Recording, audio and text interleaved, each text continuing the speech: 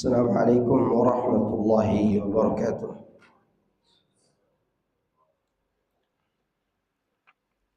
Innal hamdalillah nahmaduhu wa nasta'inuhu wa nastaghfiruh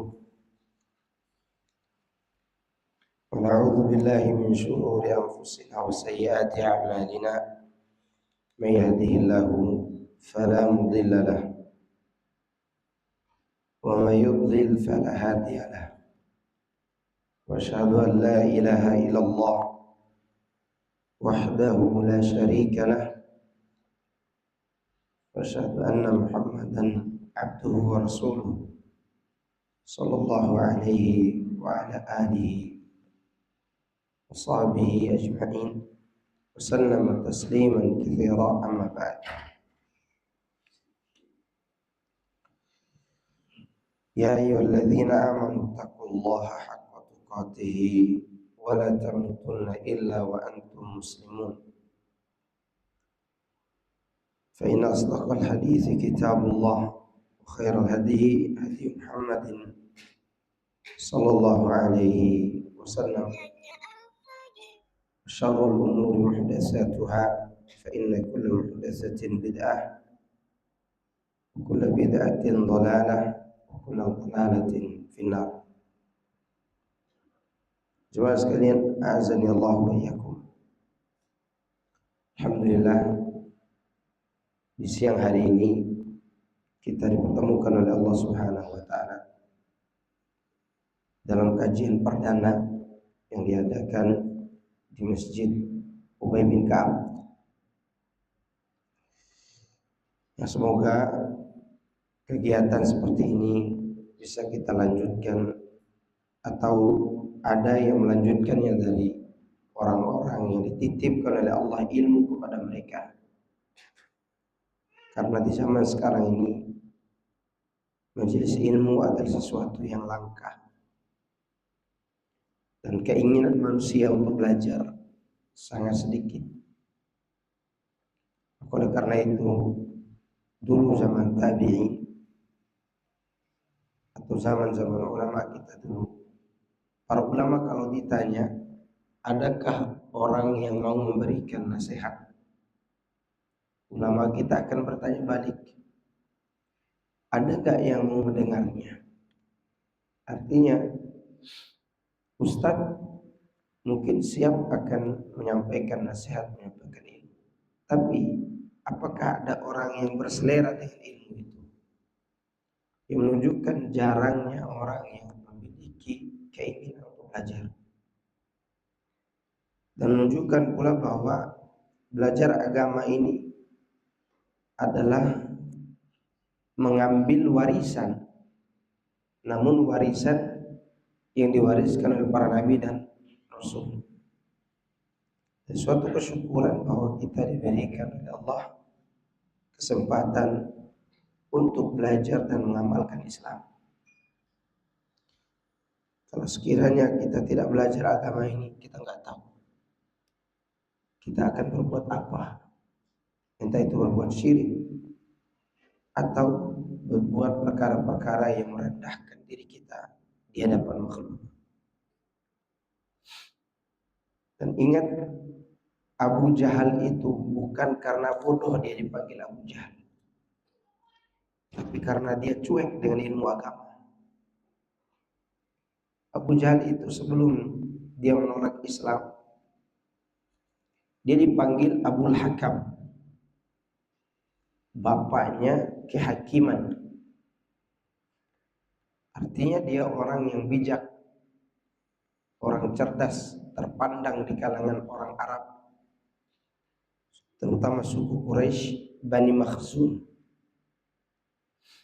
Namun ketika dia cuek terhadap ilmu tauhid, tidak mau tahu tentang akidah, tidak mau tahu tentang Islam, maka dia pun dicap dengan Abu Jahal. Jadi jangan pernah menganggap kepintaran itu karena kita semata-mata cerdas, atau semata-mata kita ini kuat menghafal, itu dikatakan orang yang berilmu. Tidak. Tetapi orang itu dianggap berilmu bila terkumpul pada dirinya tiga hal. Dia mengenal siapa yang dia sembah.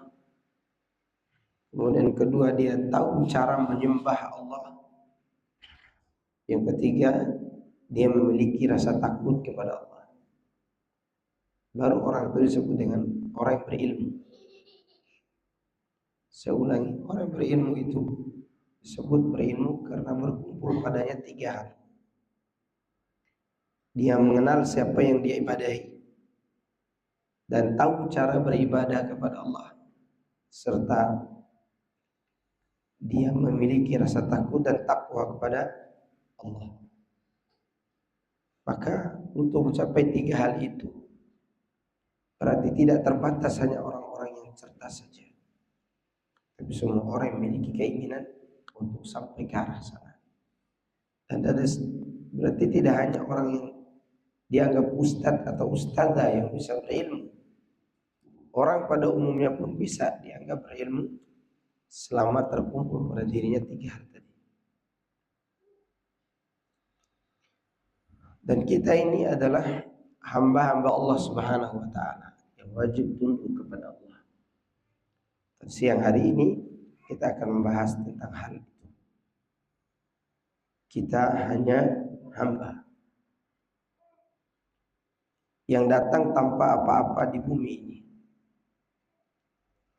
Dan kita juga akan kembali tanpa membawa sepeser pun dari isi dunia ini, kecuali apa yang kita amalkan. Langkah kita di sini selalu digoyahkan oleh fitnah. Niat kita terkadang bercampur baur dengan keinginan-keinginan duniawi, sehingga kita lupa akan tujuan kita diciptakan.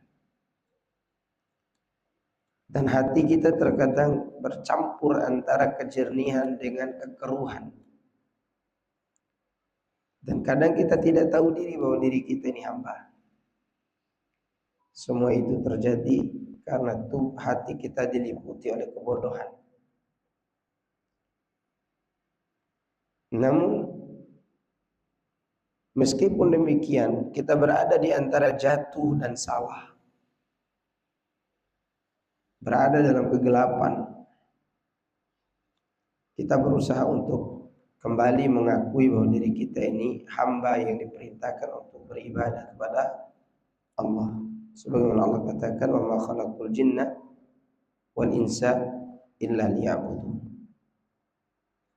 Dan tidaklah aku menciptakan jin dan manusia melainkan supaya mereka beribadah hanya kepada-Ku. Iya, kita hanya hamba yang selalu memiliki kelemahan dan butuh pertolongan Allah untuk beribadah. Itulah yang kita akui dalam surat Al-Fatihah. Iyyaka na'budu wa iyyaka nasta'in. Penggandengan ini bukan sekedar penggandengan, tapi di dalamnya ada pesan moral bahwa ibadah yang dilakukan oleh seorang hamba tidak akan pernah terwujudkan dengan baik tanpa pertolongan Allah. Makanya kita ini hamba yang lemah, yang tidak bisa berbuat apa-apa tanpa pertolongan Allah. Kita juga hamba yang sering berada dalam kegelapan, tidak akan pernah mendapatkan pelita tanpa cahaya dari Allah. Oleh karenanya kita berdoa kepada Allah, anta ja'alal Qur'ana rabi'a qalbi wa nura sadri. Jadikan Quran sebagai penyejuk hatiku dan sebagai penerang dadaku. Itu doa Nabi sallallahu alaihi wasallam. Di dunia ini tadi kita sudah singgung, yang membuat kita jauh dari ibadah kadang hal-hal yang sepele yang tidak menguntungkan kita. Di antaranya gila pujian. Lihat ibu-ibu yang dipuji akan keindahan tubuhnya, kecantikan wajahnya. Mereka akhirnya melepas jilbab, meninggalkan apa yang diperintahkan Allah sebagai ibadah mereka. Dan ini tidak sedikit terjadi. Apalagi sekarang fitnah media sosial dunia memuji, ya. Tetapi kenapa tidak ada yang memikirkan pujian Allah? Itu yang buat kita jauh dari Allah Azza wa Jalla. Hal sepele. Kemudian di antara perkara yang menjauhkan kita dari beribadah kepada Allah, tamak terhadap dunia. Makanya Allah mencela para ulama yang menutup-nutupi kebenaran karena urusan dunia. Dunia di sini bukan hanya uang. Dunia sini bukan hanya perkara wanita, tapi perkara followers, perkara pengikut, dan itu fitnah yang menimpa ahli ilmu, sehingga ibadah dia berupa dakwah tidak dijalankan. Ya. Makanya Allah Subhanahu wa taala mencela orang-orang Yahudi yang takut menyampaikan kebenaran karena takut ditinggalkan oleh kaumnya. Itulah hal-hal yang memicu kita untuk jauh dari beribadah kepada Allah. Kita hanya ingin mengharapkan ridha Allah dan kuatkan niat untuk kesana, insya Allah Allah akan bantu kita dalam beribadah. Baik. Dalam pembahasan ini kita berbicara sedikit tentang apa itu hamba dan apa itu ibadah. Hamba kalau diartikan dalam bahasa Arab, kalau dibawa ke bahasa Arab, yaitu al-abdu. Hamba itu disebut dengan abdun. Abdun itu orang suruhan yang ditanggung kebutuhannya. Dan abdun itu tidak bisa membangkang kepada tuannya. Bebas tuannya mau menjual dia, mempertahankan dia, terserah tuannya. Dan hamba tidak boleh banyak protes. Ya, makanya ada perbudakan kan.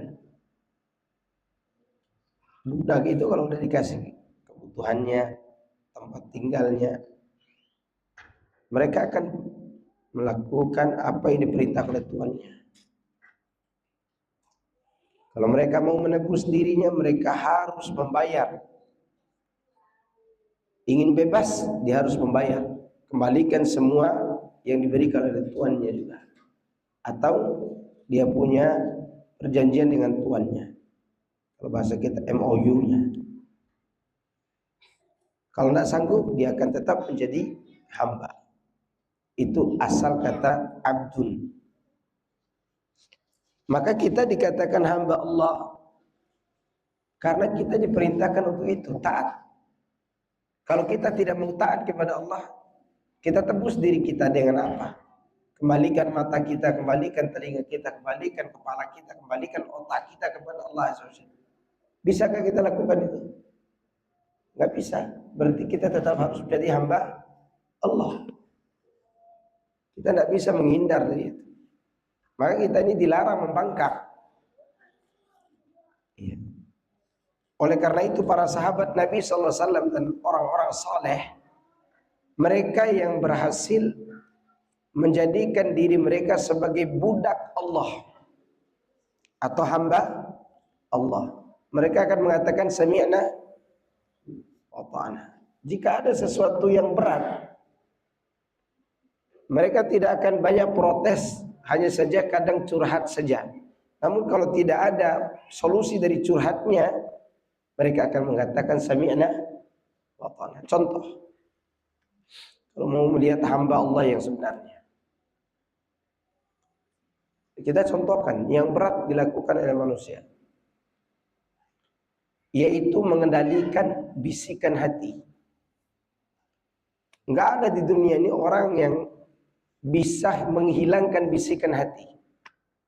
Contoh antum nih lagi jalan, lagi ke Indomaret, jalan, tiba-tiba lihat wanita rambut pirang, rambut ungu, rambut hijau, rambut jagung juga kadang. tiba-tiba punya keinginan untuk memilikinya. Ini keinginan selayang pandang namanya. Semua orang tidak bisa menghindarinya. Semua orang pasti punya keinginan ini. Dulu keinginan seperti ini disuruh untuk menghilangkan 100% dari para sahabat, dan para sahabat tidak sanggup. Seperti kita juga tidak sanggup. Tidak sanggup mereka. Makanya Allah katakan, lillahi ma fis samawati wa ma fil ardi wa in tubdu ma fi anfusikum aw tukhfu yuhasibukum billah. Ibadah ini sangat berat. Apa yang kalian nampakkan, apa yang kalian sembunyikan di dalam jiwa kalian, semua akan dihisap. Berarti ini ada tuntutan, tidak boleh ada bisikan jiwa yang selayang pandang itu, karena itu dosa. Dulu, maka para sahabat mengatakan, bagaimana kami, tidak sanggup kami lakukan ini. Ternyata tidak ada keringanan, mereka harus berusaha. Karena nggak sanggup, mereka katakan di ayat selanjutnya nanti, sami'na wa ata'na. Lanjutannya, ghufranaka rabbana wa ilaikal masir. Kenapa mereka sebut ghufranaka rabbana? Karena bisikan jiwa tadi tidak bisa hilang. Tidak bisa hilang. Ya. Mungkin sekarang ada bapak-bapak yang umur 50, 60 tahun atau ibu-ibu masih ingat sama mantannya waktu di SMP dulu. Itu pikiran selayang pandang. Dulu itu dianggap dosa. Tapi setelah turun ayat la yukallifullahu nafsan illa wus'aha, maka itu tidak dianggap dosa sampai dipraktekkan apa yang lewat di pikiran itu, baru dianggap dosa. Itu ibadah loh, menghilangkan pikiran itu ibadah. Tapi nggak sanggup para sahabat. Meskipun nggak sanggup, mereka tetap mengatakan sami'na wa ata'na. Ya. Maka setelah itu pikiran itu dimaafkan, kecuali yang dipraktekkan. Ya, makanya kan antum masih ingat surat cinta yang antum kirim pada puluhan tahun yang lalu kepada mantannya SMA. Masih ingat ke isinya itu? Kumaha damang nenggelis gitu kan? Ditulis. Cuman ibu-ibu jangan nanya lagi sama bapak-bapak pulang dari sini. Apa yang juga ditanyakan? Maksudnya ini contoh saja. Ya, Allah saja memaafkan, apalagi kita. Atau ada orang menikah dengan orang yang tidak dicintainya, tapi masih ingat dengan mantannya misalnya. Tidak perlu kita korek-korek, karena itu sesuatu yang dia perjuangkan untuk dihilangkan. Ini ibadah para sahabat dulu, yang dibebankan padahal tidak sanggup dilakukan oleh siapapun. Tapi mereka tetap katakan sami'na wa ata'na. Perkara ini lebih sulit daripada perkara jihad di jalan Allah. Kan sampai ada istilah yang dikatakan oleh orang-orang fasik, rumput tetangga lebih hijau daripada rumput sendiri. Itu karena lewat perasaan selayang pandang awalnya, yang diseriuskan. Seandainya dia berhenti maka tidak berdosa, tapi karena diseriuskan itu berdosa. Ya. Maka oleh karenanya jemaah sekalian azakumullah, kita nih hamba yang harus mencontoh para sahabat. Seberat apapun apa yang Allah perintahkan, menurut perasaan kita, kita harus taat dulu. Harus taat dulu. Jangan membangkang. Maka oleh karena itu Allah memerintahkan Nabi Muhammad SAW untuk mengakui dirinya sebagai hamba Allah yang beribadah. Qul inni umirtu an a'budallaha mukhlishan lahuddin. Katakanlah, sungguhnya aku diperintahkan untuk beribadah kepada Allah dengan mengikhlaskan ketaatan kepadanya. Wa umirtu li an akuna awwalal muslimin, dan aku diperintahkan untuk menjadi orang yang pertama kali berserah diri. Qul inni akhafu in asaitu rabbi adzab yaumin azim. Katakanlah, sungguhnya aku takut apabila berbuat maksiat kepada Rabbku akan diadab dengan adab yang besar. Qulillah a'bud mukhlishan lahu dini. Katakanlah, Allah saja yang aku ibadahi dengan penuh keikhlasan dalam ketaatan. Itu hamba. Ya, hamba itu disuruh melakukan hal-hal ini. Lihat, Allah katakan kul, berulang kali Allah sebut kul ini untuk menunjukkan bahwa sejelas-jelasnya, segamblang-gamblangnya, setulus-tulusnya kita ini tetap hamba Allah. Gak bisa keluar dari situ. Ya. Kemudian makna ibadah. Ibadah itu maknanya ada dua. Makna kosakata dan makna cakupan.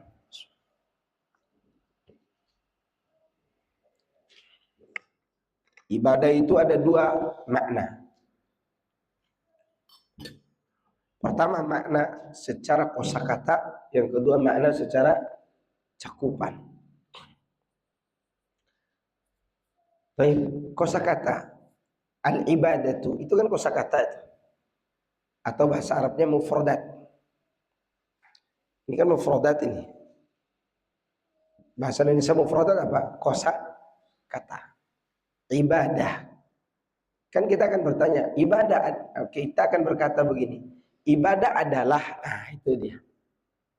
Berarti kita ingin menjelaskan secara kosakata dulu.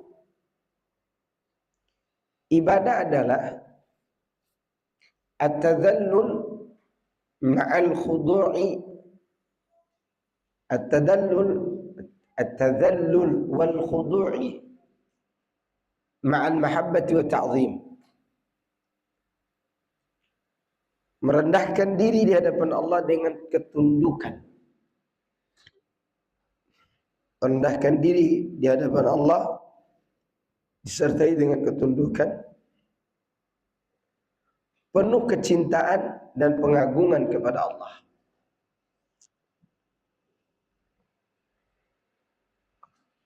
Penuh kecintaan dan pengagungan kepada Allah Azza wa Jalla. Maka coba antum lihat orang itu menikmati ibadah padahal usia sudah tua. Ya. Entah itu belajar ilmu agama, entah itu datang ke masjid salat 5 waktu, zikir di waktu dia sendiri, zikir di waktu ada orang. Semua itu nikmat, dia nikmati karena adanya ketundukan hati yang disertai dengan rasa cinta dan pengagungan kepada Allah. Orang kalau ibadah tanpa cinta dan pengagungan, dia akan beribadah karena terpaksa.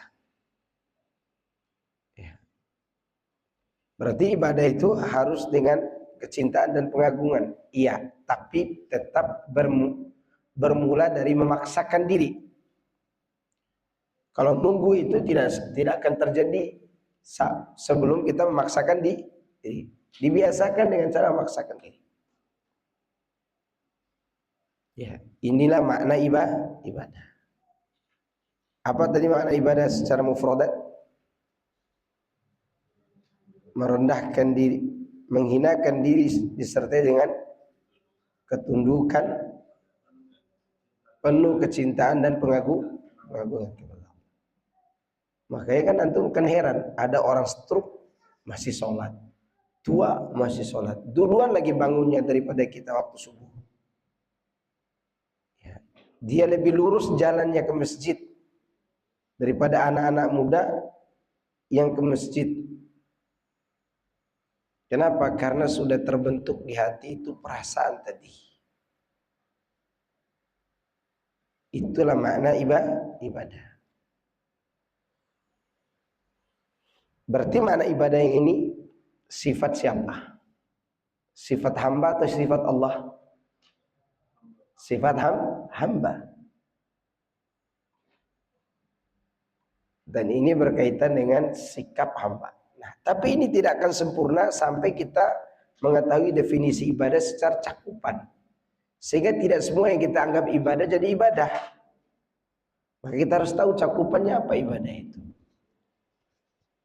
Ini sesuai dengan perkataan Ibnu Taimiyah rahimahullahu taala. Beliau mengatakan al-ibadatu ismun jami'un likulli ma yuhibbuhu Allah wa yardah min al-af'al wal aqwal al-zahira wal batinah. Ini makna cakupannya. Ibadah ialah satu ungkapan.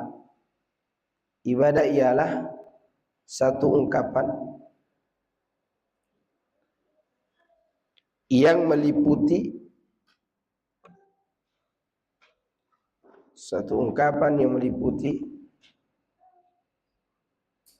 segala sesuatu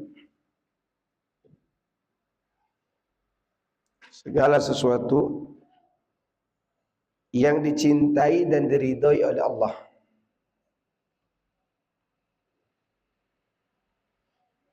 Yang dicintai dan diridhoi oleh Allah.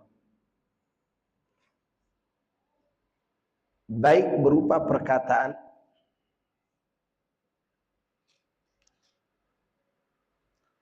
maupun perbuatan lahir dan batin. Baik perkataan maupun perbuatan lahir dan batin. Inilah makna apa? Cakupan ibadah. Makna cakupan ibadah. Taib. Dalam makna yang pertama ada kata cinta dan pengagungan. Itu sifat siapa? Hamba. Dalam makna ibadah yang kedua ini ada kalimat yang dicintai dan diridhoi oleh Allah. Siapa yang punya sifat ini? Sifat Allah. Berarti ibadah itu dianggap sebagai ibadah bila dicintai dan diridhoi oleh Allah. Taib. Ini yang membatasi. Sehingga tidak semua sujud dianggap ibadah, tidak semua ruku dianggap ibadah, tidak semua zikir dianggap ibadah, tidak semua salawat dianggap ibadah. Karena ada kalimat yang dicintai dan diridhoi oleh Allah. Berarti ini perbuatan hamba yang dicintai dan diridhoi oleh Allah. Sedangkan makna ibadah yang pertama, hamba harus mengagungkan Allah dan mencintai Allah. Baik, sekarang bagaimana cara kita tahu bahwa ibadah kita diridhoi dan dicintai oleh Allah? Itu pertanyaan besarnya. Kita tahu bahwa ibadah itu dicintai dan diridhoi oleh Allah, tunggu ada perintah atau tidak. Kalau ada perintahnya dari Allah, berarti dia dicintai dan diridhoi. Ya. Kalau ada perintahnya dari Allah, berarti dicintai dan diridhoi. Berarti kalau tidak ada perintahnya, tidak dicintai, tidak diridhoi. Contoh yang tidak ada perintahnya, zikir sambil geleng-geleng kepala. Ada perintahnya nggak? Zikirnya bagus nggak? Tapi menggeleng-gelengkan kepala, subhanallah, gini ada. Allah tahu nggak kita bisa gelengkan kepala? Tahu, tapi kenapa tidak ada perintahnya? Berarti dia tidak dicintai dan tidak diridhai oleh Allah. Zaman Rasulullah SAW juga demikian.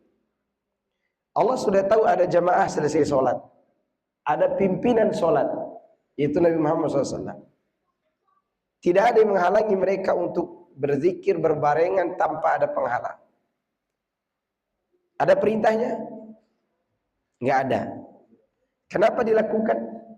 Karena ada anggapan baik. Berarti tidak semua yang dianggap baik itu ibadah. Itu maksud daripada kalimat yang dicintai dan diridhai oleh Allah. Cari tahu ada perintah atau tidak. Maka poin ini akan disimpulkan dalam satu kaedah. Kaedahnya adalah al-aslu fil ibadah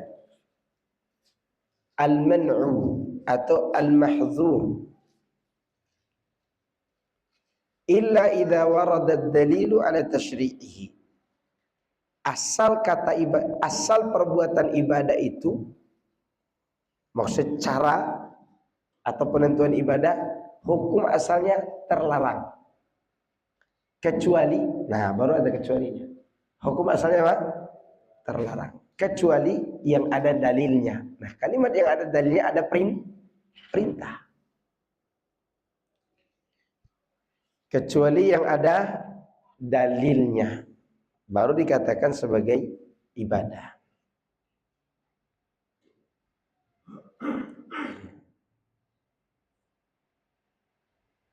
Contoh nih, orang bersin, haji gitu. Orang bersin biasanya flu gak? Oke, tapi tidak semua orang bersin flu. Begitu yang bersin, haji, alhamdulillah. Ada perintah gak mengucapkannya? Ada. Jadi apa dia? Ibadah. Sekarang kalau saya bersin, haji, alhamdulillah, wassalatu wassalam ala rasulillah. Ada perintah nggak untuk mengucapkan itu setelah alhamdulillah? Nggak ada. Berarti yang tambahan tadi ibadah atau tidak? Tidak. Itu contoh. Ya, demikianlah semua rangkaian ibadah yang lain. Sekarang kita akan mengklasifikasikan ibadah yang harus mutaba'ah kepada Nabi baru sah. Dan ada ibadah yang sah walaupun tidak mutaba'ah kepada Nabi sebagiannya, tapi sebagiannya sah terjadinya ibadah itu namun berdosa jika menyelisih Nabi. Tapi sekarang ibadah itu ada dua. Pertama ibadah mahdhah namanya. Yang pertama apa? Ibadah mahdhah. Asing gak antum dengar mahdhah itu apa? Asing. Pernah dengar nggak? Oke, mahdhah itu artinya apa? Ibadah mahdhah yang asli ibadah yang diperintahkan. Ibadah murni maksudnya. Mahdhah itu kan murni artinya. Mahdhatun murni. Murni ibadah. Contohnya rukun Islam, rukun iman itu murni ibadah. Zikir, doa, termasuk juga mengucapkan alhamdulillah setelah bersin. Itu adalah murni ibadah. Taib. Jenis ibadah yang murni ini tidak akan diterima oleh Allah sampai tegak dua syarat. Bukan tidak diterima, tidak sah. Karena tidak diterima belum tentu tidak sah. Tapi kalau tidak sah, udah pasti tidak diterima. Tidak sah ibadah seorang kalau tidak mengikuti, tidak memenuhi dua syarat. Apa syarat pertama? Ikhlas. Syarat kedua, mutaba'ah. Itu yang antum katakan tadi. Itulah mahdhah. Ibadah murni ini sholat. Boleh nggak kita bikin cara sendiri sholat? Nggak boleh kan? Puasa dan seterusnya. Bikin waktu sendiri puasa. Pokoknya saya mau puasa mulai hari Senin buka hari Sabtu misalnya gitu. Boleh nggak? Ya nggak boleh lah secara hukum agama. Tapi kalau dia melakukannya karena ingin sehat atau seterusnya lain lagi cerita. Kita beribadah ibadah mahdhah. Yang dicontohkan oleh Rasulullah SAW. Taib. Itu mengenai ibadah mahdhah. Yang kedua ibadah ghairu mahdhah. Apa ghairu? Bukan ibadah yang murni.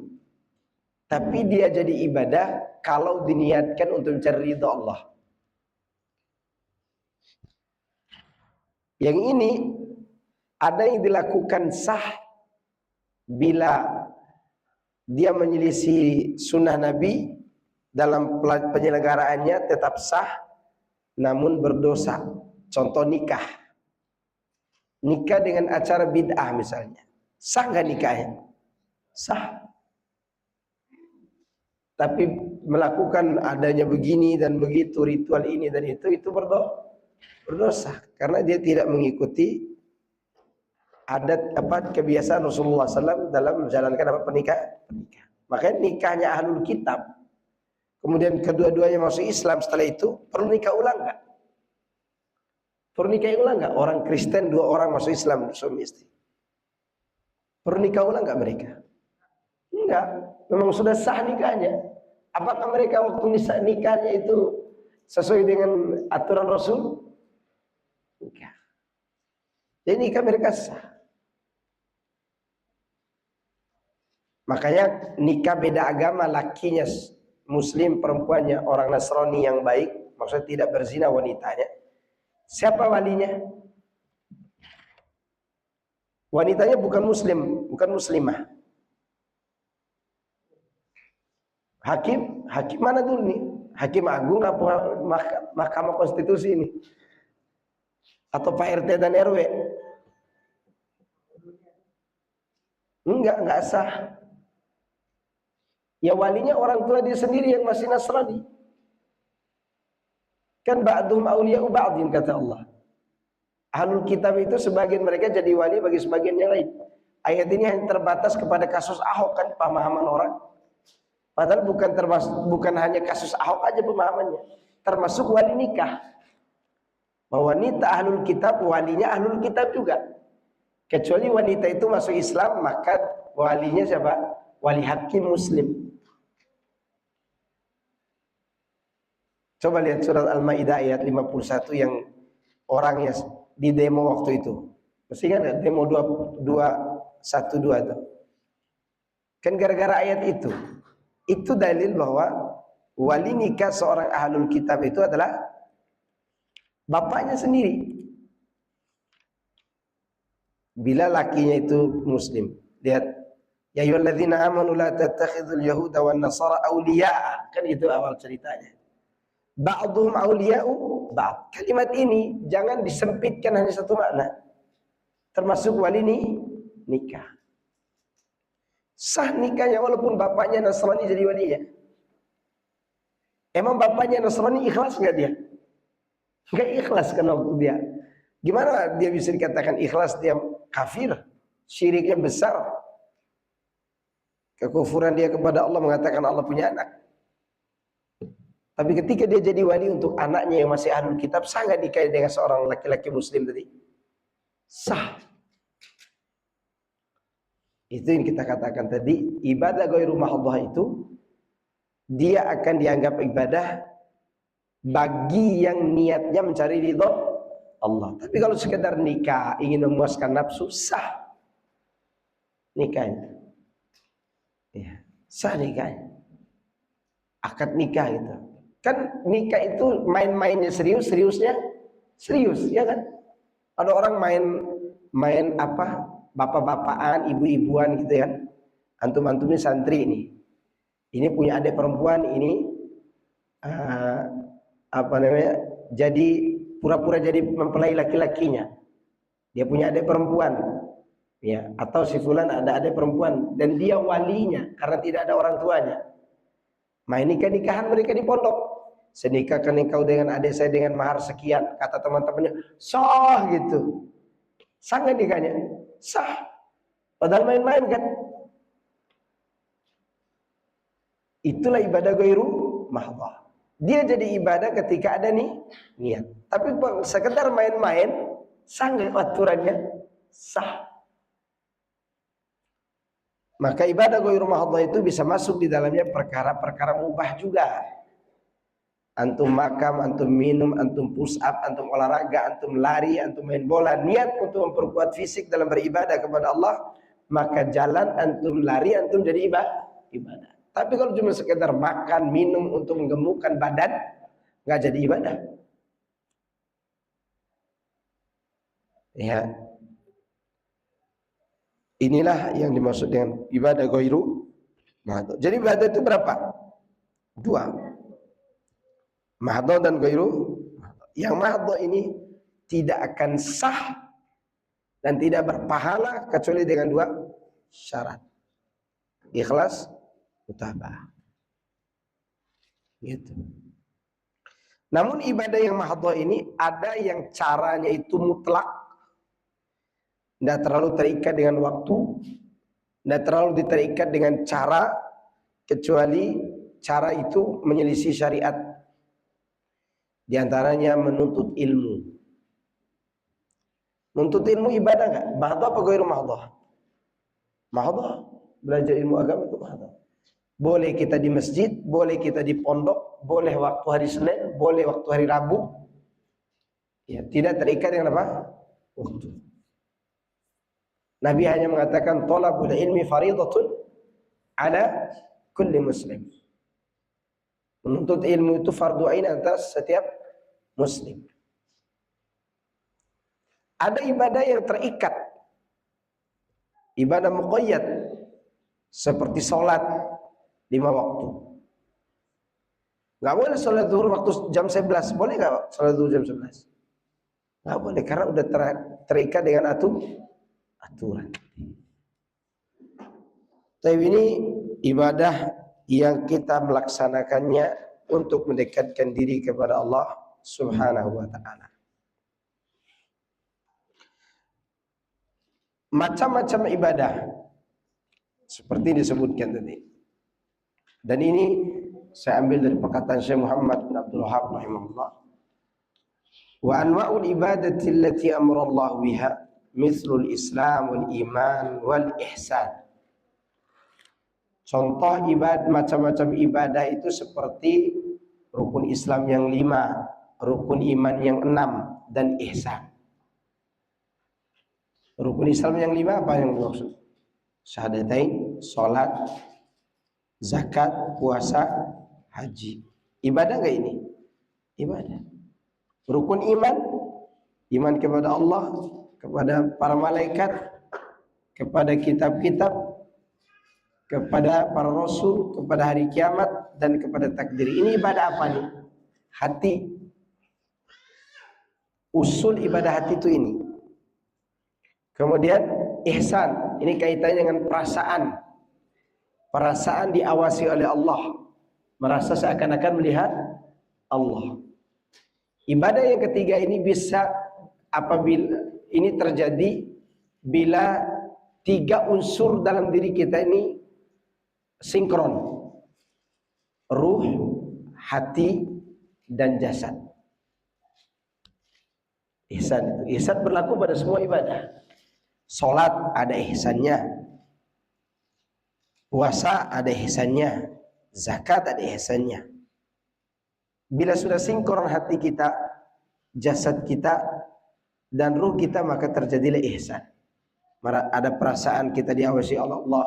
Sujud kita merasa di hadapan Allah. Ruku kita merasa di hadapan Allah. Berdiri kita merasa di hadapan Allah. Ini disebutnya apa? Ihsan.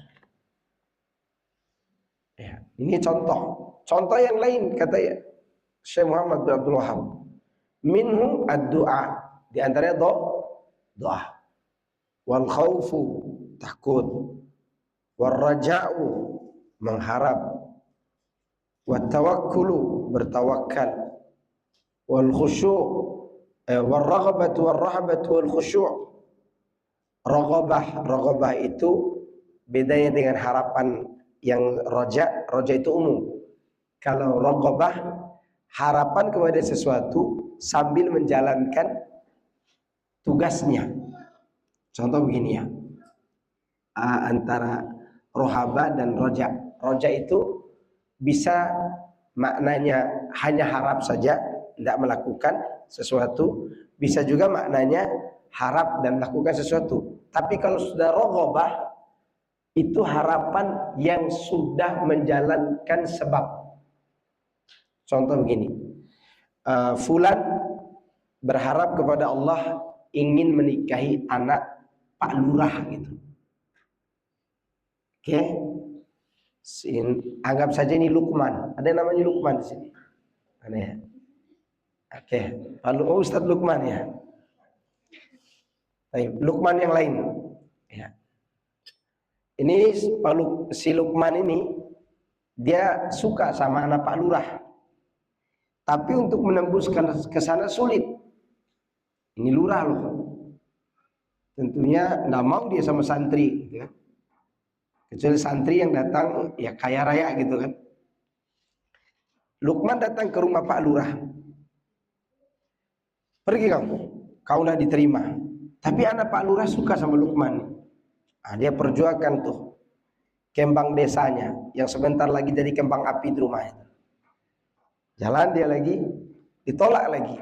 Jalan dia lagi, ditolak lagi. Ini namanya raghabah. Mau ditolak, mau diapakan, dia tetap jalankan dulu sebabnya.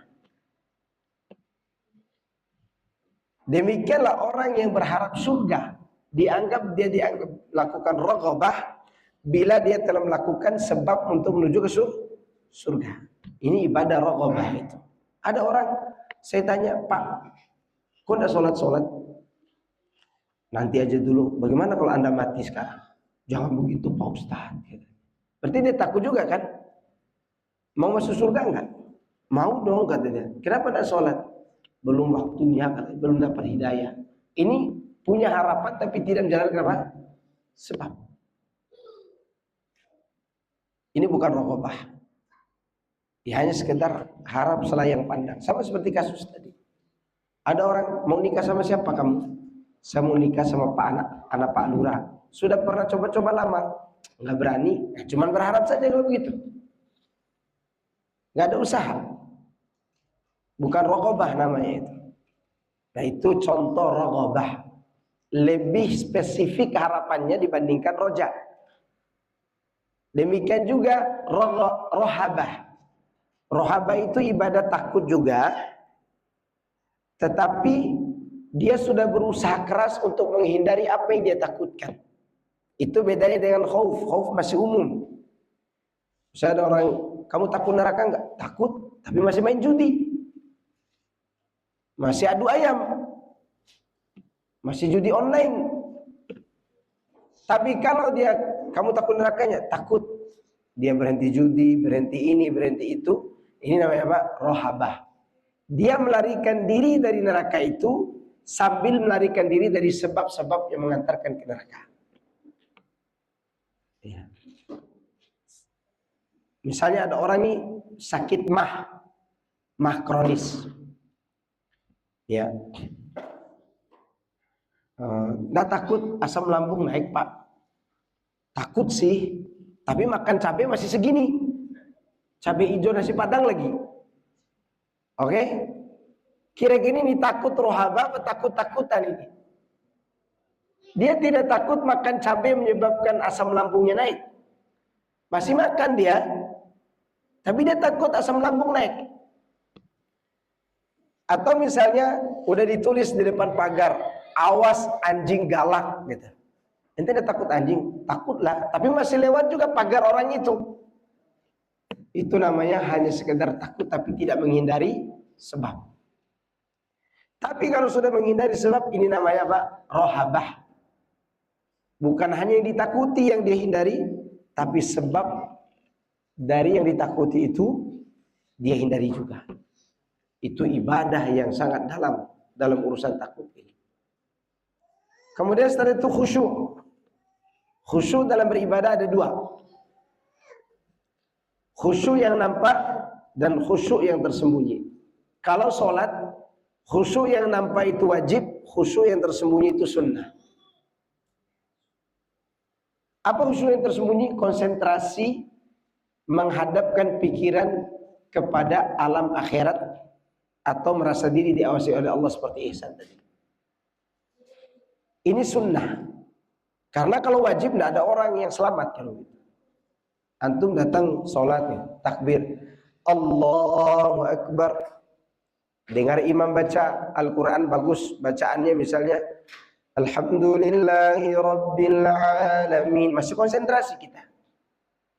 Begitu waladhdallin, tiba-tiba anak-anak amin di belakang, amin gitu. Kepikiran gak antum anak-anak di belakang? Jangan-jangan anak saya di belakang tuh. Jadi buyar pikiran kita khusyuk secara batin itu, maka dia disunnahkan, sunnah muakkadah. Sedangkan khusyuk yang zahir wajib. Antum perhatikan bagaimana ruku yang benar, bagaimana sujud yang benar, bagaimana tajwid baca Quran yang benar. Ketika antum baca Quran atau jadi imam, itu semua perhatian terhadap tata cara. Maka kita disuruh untuk perhatikan tata cara dibarengi dengan perhatian terhadap perhatian Allah. Jelas? Ini khusyuk namanya. Termasuk ibadah. Wal khasyah. Masih takut juga khasyah ini, tapi tingkatnya lebih tinggi dari khauf dan roja dan rohabah. Khasyah itu Dia betul-betul sudah mendalami ilmu tentang yang dia takuti. Dia takut kepada Allah. Dia sudah mengilmui siapa Allah itu, bagaimana sifatnya. Ya, dia takut pada neraka. Dia tahu neraka itu bagaimana perinciannya. Namanya apa? Khasyah. Ini takut orang yang berilmu. Innama yakhshallah min ibadihil ulama. Tidak disebutkan innama yakhafullah, tapi disebut yakhshallah pakai kalimat khasyah. Ini takut siapa? Para ahli ilmu. Ini mengenai macam ibadah batin ini. Kemudian wal khasyah wal inabatu, termasuk juga kembali kepada Allah. Wal isti'anatu, meminta pertolongan. Wal isti'adzah, meminta perlindungan. Wal istighatsah, doa dalam keadaan sempit. Wan nadhru wadzabhu wan nadhru, demikian juga menyembelih dan bernadar. Dan selain itu. Ini ibadah yang apabila kita sampaikan kepada selain Allah, maka kita akan menjadi orang yang musyrik kafir waliyadzubillah. Faman sarafa minha syai'an li ghairi llahi fa huwa musyrikun kafir. Maka oleh karena itu jamaah sekalian azakumullah, tidak ada perkara yang paling sulit untuk kita jaga itu kecuali ibadah. Dan tidak ada perkara yang paling sulit untuk kita hadapi itu kecuali musibah, ujian. Sulit jaga ibadah, sulit. Antum bayangkan ada 1000 ibadah yang antum lakukan. 999 ibadah, 999 koma setengahnya diberikan kepada selain Allah. Yang satu tadi setengahnya 999 setengah untuk Allah. Setengah dari satu yang terakhir itu kepada selain Allah, semuanya batal gara-gara yang satu ini. Gara-gara setengah tadi. Misalnya ada seorang haji, puasa, zakat, sholat, semua dia serahkan kepada selain Allah. Zikir, doa, tawakal dan seterusnya. Tapi dia punya uang 100.000. Dia bagi dua. Pertama, infak ikhlas karena Allah. Kedua, dia beli ayam untuk dipersembahkan kepada berhala. Dari uang 100.000 tadi, 50.000 diberi untuk infak kepada anak yatim karena Allah, beserta ibadah-ibadah lain tadi. Setengah dari uang 100 itu dia beli ayam untuk disembelih buat berhala atau jin tempat keramat. Maka 999 setengah tadi batal semua. Sulit nggak jaga ibadah itu? Sulit. Berarti apa yang kita lakukan kalau dia sulit? Terus menerus belajar atau tidak? Belajar. Gak ada ceritanya kita tamat belajar tentang itu. Ini. Gak ada ceritanya. Umar radhiyallahu taala anhu, mungkin gak dia berbuat syirik kepada Allah? Mungkin gak? Gak mungkin. Allah sudah lihat hatinya.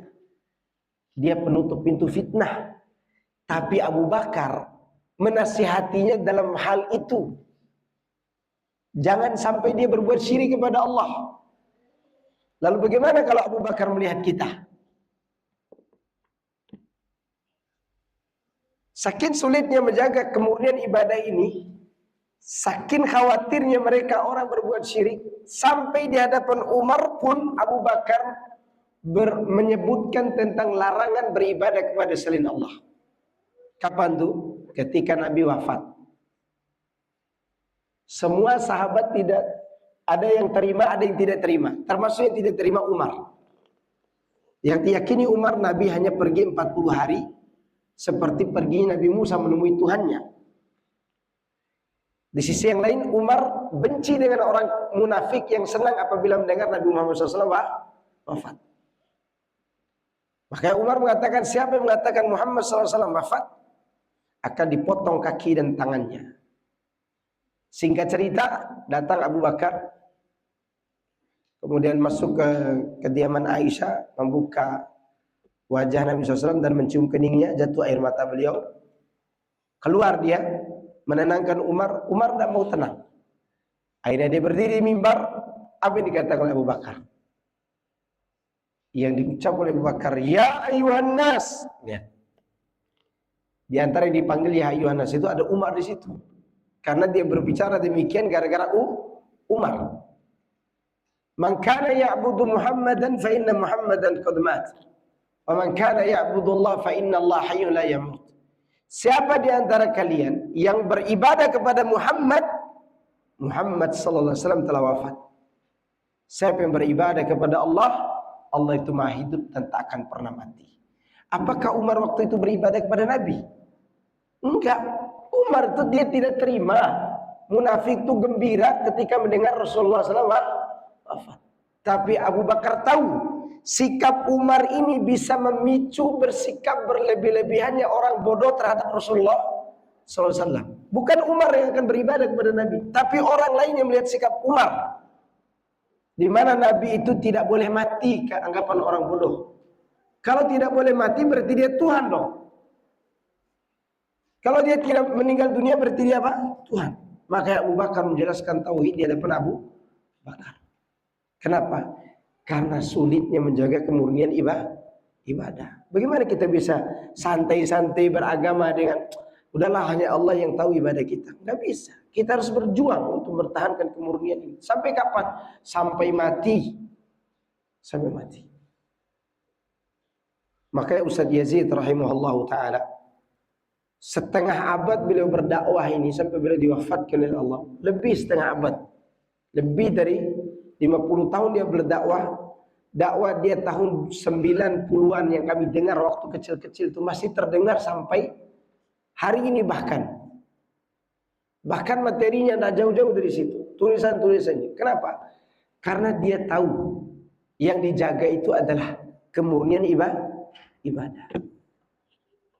Bagaimana kita akan mengaku diri saya hamba Allah gitu? Tidak mungkin. Sampai ada salah satu murid beliau yang diceritakan oleh muridnya lagi. Jadi ada satu murid Ustaz Yazid, dia punya murid. Nah, muridnya ini sedang ngobrol dengan saya tentang gurunya, Ustadz ini, Ustadz Masykur ya. Saya ini selalu menemani Ustadz saya untuk pergi khutbah Jumat. Isi khutbahnya saya sudah hafal sebelum dia sampaikan apa yang dia sampaikan. Jadi isi khutbah Ustadznya udah dihafal oleh muridnya yang hadir.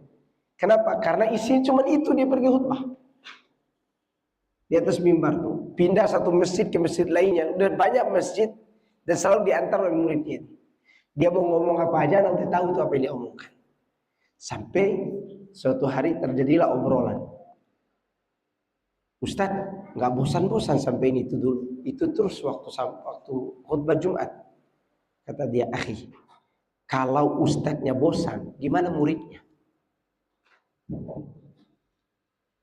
Itu pertama. Kedua, kenapa terus disampaikan? Karena memang nikmat. Kalau sesuatu ditekuni oleh kita, kenapa? Nikmat kan? Nikmat atau tidak? Nikmat. Tanya ibu-ibu. Sesuatu yang disukainya pasti nikmat. Melahirkan anak. Sulit nggak melahirkan anak? Sulit. Antum hamili lagi mau nggak dilahirkan? Emang dia minta keguguran gitu? Udahlah mas, keguguran itu minum supret sama bodrek gitu. Nah kan, begitu dia lihat dirinya bunting, dia tahu akan sengsara, tapi punya anak tuh nih nikmat. Dia tekuni juga, demikian juga dakwah tauhid. Kenapa ustadz itu menikmatinya? Karena memang itu suatu kenikmatan. Kalau kita sudah tidak menikmati sesuatu, berarti tubuh kita sakit. Martabak enak nggak? Kasih kepada orang sakit, nggak enak gitu, berarti sakit. Tauhid juga nikmat, kasih ke hati orang yang sakit, ya udah nikmat lah. Karena kaitan dengan ibadah kepada Allah. Setiap hari kita beribadah, maka dia harus dibahas. Nggak ada bosan-bosan. Coba antum lihat di YouTube, Syekh Bin Baz menyampaikan tauhid tentang masalah ibadah ini di hadapan siapa? Para ulama juga yang hadir di hadapannya.